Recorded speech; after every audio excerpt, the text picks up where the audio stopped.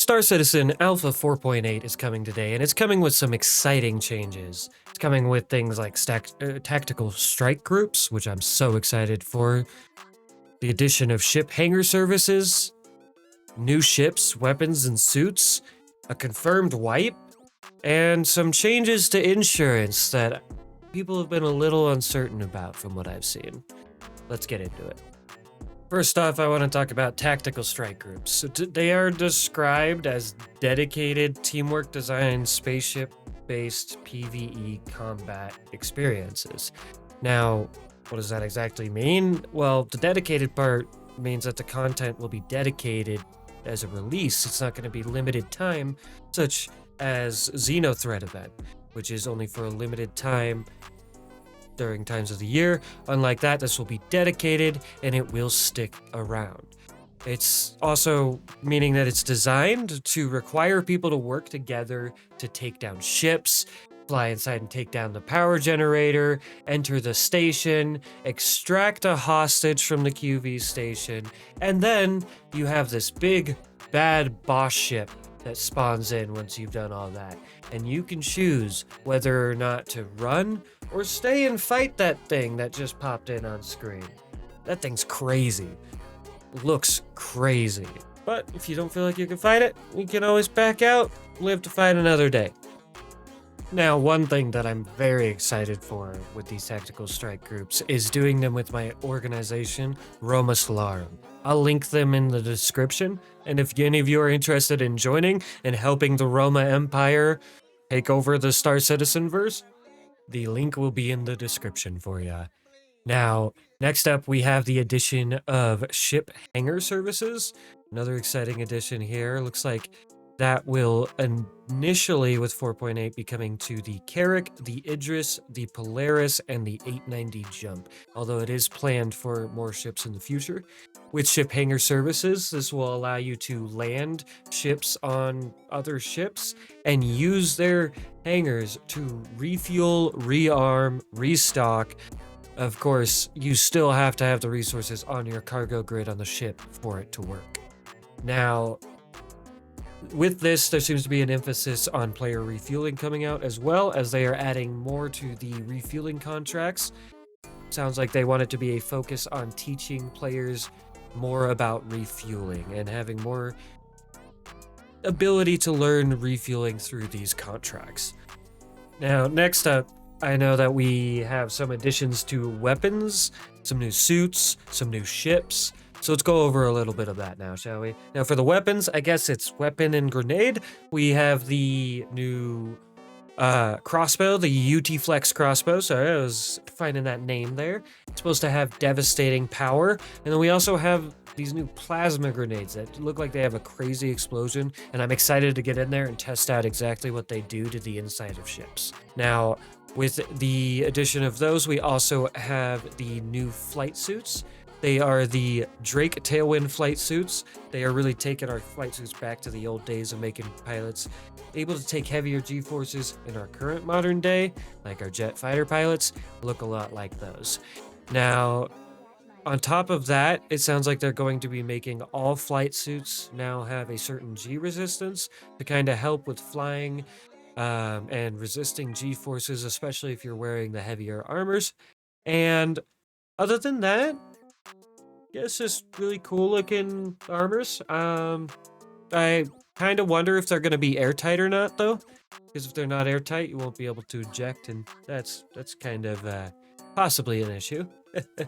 Now, moving on from that, I know that we have some new ships coming in, like the greatly anticipated Drake Ironclad and Ironclad Assault, as well as the Origin M80 Fighter.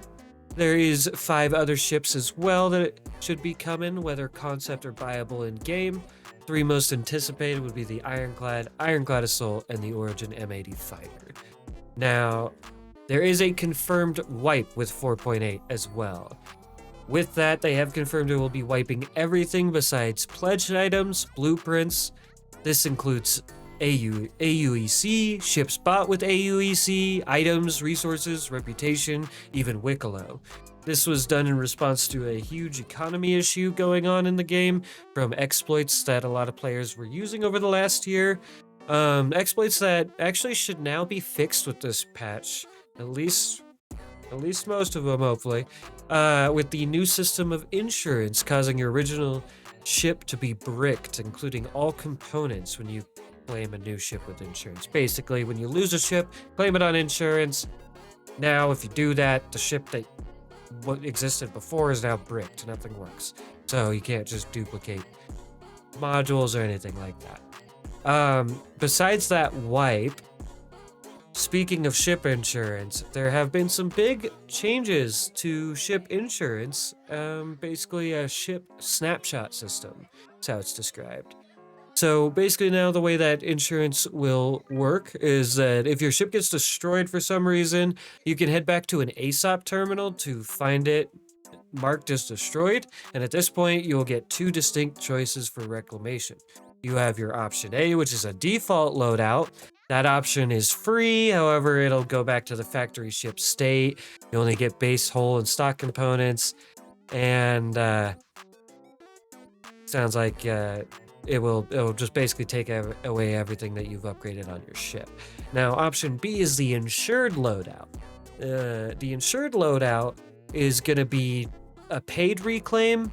It's basically a snapshot that you took earlier of your ship. So when you get your ship all loaded out with components and upgraded everything, you got to go to the ASOP terminal and basically take a snapshot of how your ship is there.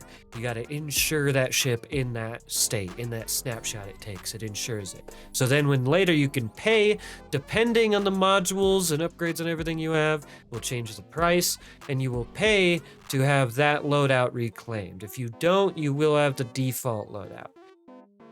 And from my understanding, the insured loadout will be a little bit quicker than the default free loadout as well. But if you happen to run out of money, you had a ship get destroyed with some good expensive modules, upgrades, weapons, whatnot, and you don't have the money to buy the insured loadout, then you're going back to default free stock loadout. I know they're trying to balance the pricing, and that the pricing has been a little insane in the PTU from what I've heard. But this is also, I've heard both sides where this could be very good because it'll give us a reason to fear losing ships. It'll also give us a way to lose money in the game. A bit more of a way to lose money by having to pay for these ships that are insured and whatnot. No, you don't have to pay when you insure it, you pay when you get it back, just to clarify that. Now, the other side of it that I've heard, though, is that there's a lot of complaints about the bugginess that's still going on with ships being eaten by your hangar or just randomly exploding in space for no reason. And there's some concerns about that causing a money sink through this insurance. So I kind of want to get your guys' thoughts. If you watch this long, make sure to leave a like and subscribe, by the way. Not to mention that.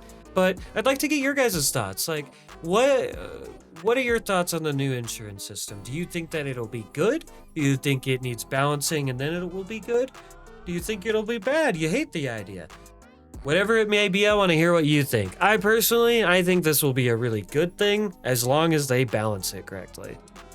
And please let me know what you think of Alpha 4.8 and all of these new exciting features like the tactical strike groups. I'm so excited for, and I'm hoping to get some good content for you guys out of that.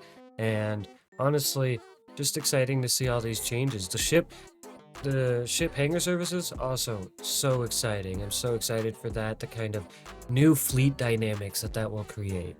Anyways, I hope you guys have a wonderful day, and thank you so much for watching. Again, let me know what you think in the comments. Like, comment, subscribe, all that.